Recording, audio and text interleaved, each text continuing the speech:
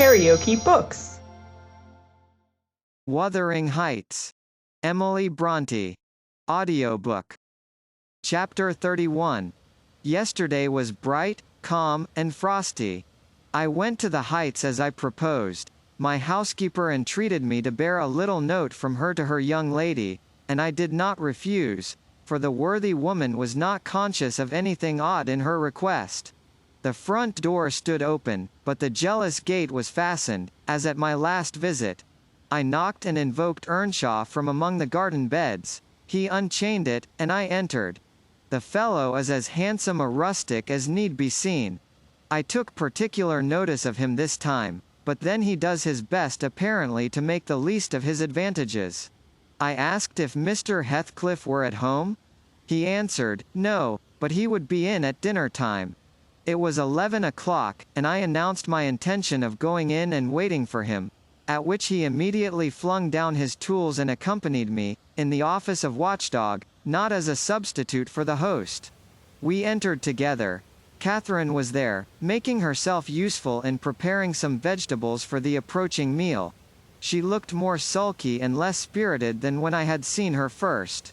She hardly raised her eyes to notice me, and continued her employment with the same disregard to common forms of politeness as before, never returning my bow and good morning by the slightest acknowledgement. She does not seem so amiable, I thought, as Mrs. Dean would persuade me to believe. She's a beauty, it is true, but not an angel. Earnshaw surlily bid her remove her things to the kitchen. Remove them yourself, she said, pushing them from her as soon as she had done, and retiring to a stool by the window, where she began to carve figures of birds and beasts out of the turnip parings in her lap. I approached her, pretending to desire a view of the garden, and, as I fancied, adroitly dropped Mrs. Dean's note onto her knee, unnoticed by Hareton, but she asked aloud, "What is that?" and chucked it off. "A letter from your old acquaintance, the housekeeper at the Grange," I answered, annoyed at her exposing my kind deed, and fearful lest it should be imagined a missive of my own. She would gladly have gathered it up at this information, but Hareton beat her. He seized and put it in his waistcoat, saying Mr. Heathcliff should look at it first. Thereat, Catherine silently turned her face from us, and, very stealthily, drew out her pocket handkerchief and applied it to her eyes. And her cousin, after struggling a while to keep down his softer feelings, pulled out the letter and flung it on the floor beside her, as ungraciously as he could. Catherine caught and perused it eagerly. Then she put a few questions to me concerning the inmates, rational and irrational, of her former home, and gazing towards the hills, murmured in soliloquy, "I should like to be riding Minnie down there. I should like to be climbing up there. Oh, I'm tired, I'm stalled, Hareton." And she leant her pretty head back against the sill, with half a yawn and half a sigh, and lapsed into an aspect of abstracted sadness, neither caring nor knowing whether we remarked her. "Mrs. Heathcliff," I said, after sitting some time mute, "you are not aware that I am an acquaintance of yours? So intimate that I think it strange you won't come and speak to me. My housekeeper never wearies of talking about and praising you, and she'll be greatly disappointed if I return with no news of her from you, except that you received her letter and said nothing." She appeared to wonder at this speech, and asked, "Does Ellen like you?" "Yes, very well," I replied, hesitatingly. "You must tell her," she continued, "that I would answer her letter, but I have no materials for writing, not even a book from which I might tear a leaf." "No books!" I exclaimed. "How do you contrive to live here without them? If I may take the liberty to inquire. Though provided with a large library, I'm frequently very dull at the Grange. Take my books away, and I should be desperate." "I was always reading, when I had them," said Catherine, "and Mr. Heathcliff never reads, so he took it into his head to destroy my books. I have not had a glimpse of one for weeks. Only once, I searched through Joseph's store of theology, to his great irritation, and once, Hareton, I came upon a secret stock in your room, some Latin and Greek, and some tales and poetry, all old friends. I brought the last here, and you gathered them, as a magpie gathers silver spoons, for the mere love of stealing. They are of no use to you, or else you concealed them in the bad spirit that, as you cannot enjoy them, nobody else shall. Perhaps your envy counselled Mr. Heathcliff to rob me of my treasures?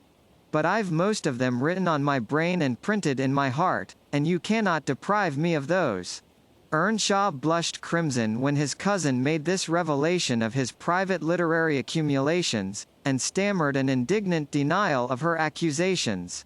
Mr. Hareton is desirous of increasing his amount of knowledge, I said, coming to his rescue. He is not envious, but emulous of your attainments. He'll be a clever scholar in a few years. And he wants me to sink into a dunce, meantime, answered Catherine. Yes, I hear him trying to spell and read to himself, and pretty blunders he makes. I wish you would repeat Chevy Chase as you did yesterday. It was extremely funny. I heard you, and I heard you turning over the dictionary to seek out the hard words, and then cursing because you couldn't read their explanations. The young man evidently thought it too bad that he should be laughed at for his ignorance, and then laughed at for trying to remove it. I had a similar notion, and, remembering Mrs. Dean's anecdote of his first attempt at enlightening the darkness in which he had been reared, I observed, but, Mrs. Heathcliff, we have each had a commencement, and each stumbled and tottered on the threshold. Had our teachers scorned instead of aiding us, we should stumble and totter yet. Oh, she replied, I don't wish to limit his acquirements. Still, he has no right to appropriate what is mine, and make it ridiculous to me with his vile mistakes and mispronunciations. Those books, both prose and verse, are consecrated to me by other associations, and I hate to have them debased and profaned in his mouth. Besides, of all, he has selected my favorite pieces that I love the most to repeat, as if out of deliberate malice.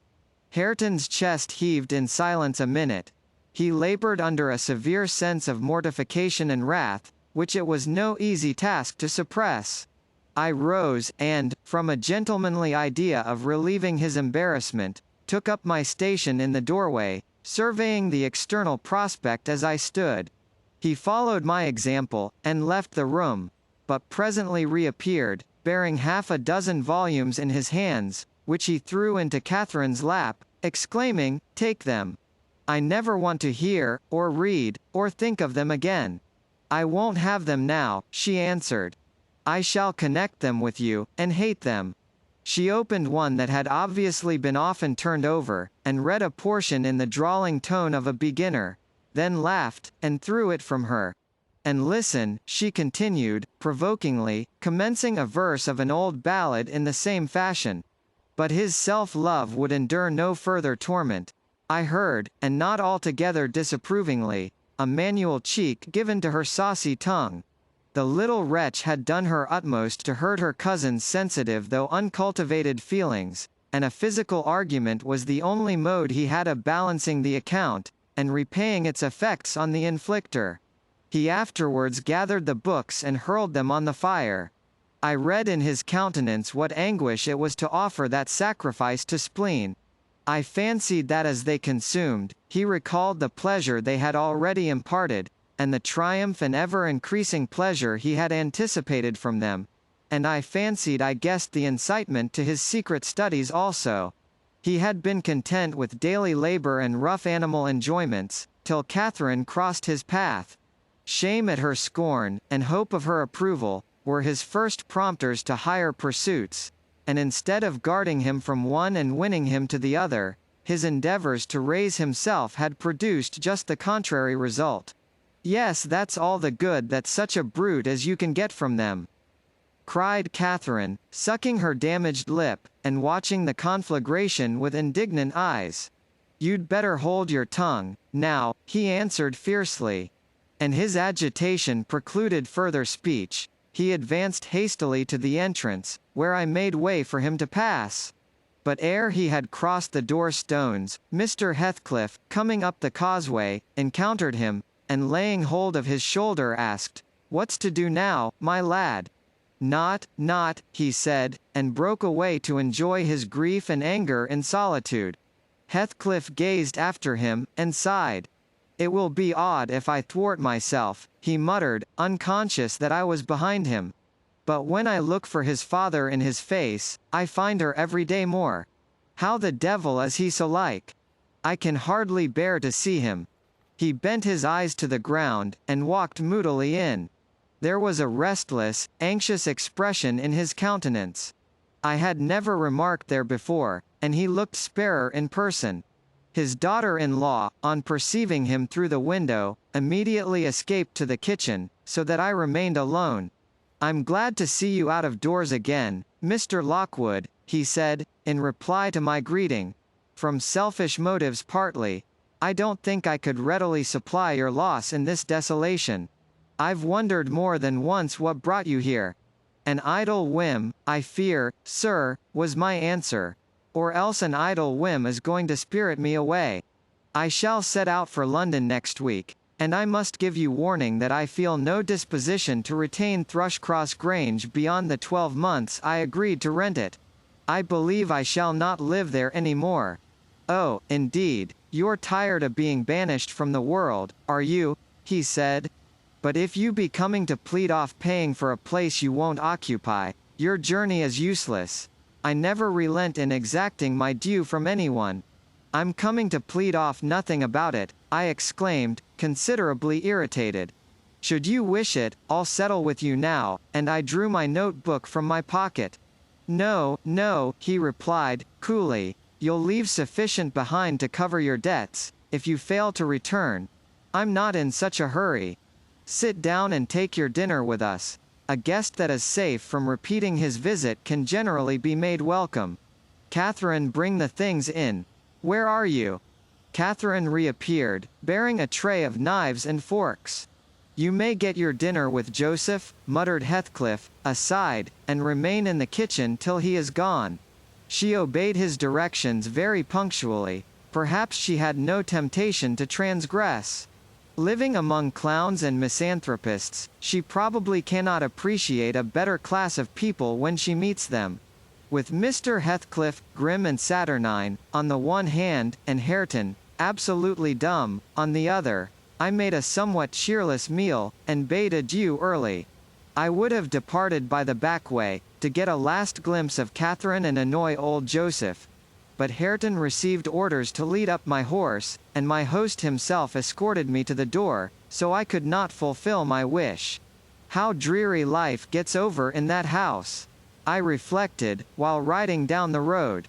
What a realization of something more romantic than a fairy tale it would have been for Mrs. Linton Heathcliff, had she and I struck up an attachment, as her good nurse desired, and migrated together into the stirring atmosphere of the town. KaraokeBooks.